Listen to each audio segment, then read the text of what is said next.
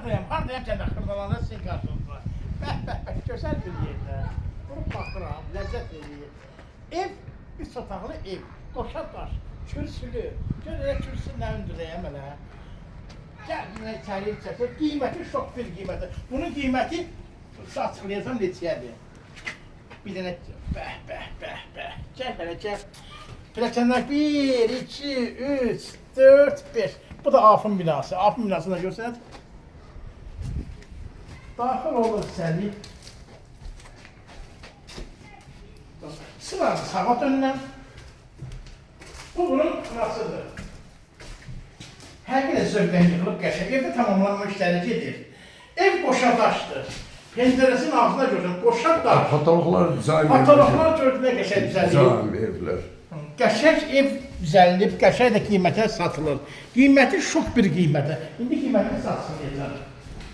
Bu bunun bir otağı. Qonaq otağı. Həm geniş, həm uzun, həm enli. Vakat otaqdır deməyim odur. Bir dənə bunu qəşəng çək. Sıra dönən bir dənə sağa dönəcəm. Sola. Sola. Sola döndüm. Bu da bunun ikinci otağı. Həqiqətən düzgün bir rəngi var. Pəncərələr manesizdir. Pəncərələrə bax. Sala baxın, işıq düşən. Ondan sonra qabağında ev yox, bir şey yox. Havalı evdir. Belə evlər istəyirdik, bu məndə var. Bura bunun sanuzili. Girdim üçüncü otağa. Bu da bunun üçüncü otağı. Çox gözəl, çox qəşəng. Ancaq evdə tamamlamaq işləri gedildim. Burası tökündür, ancaq ev çox qəşəngdir.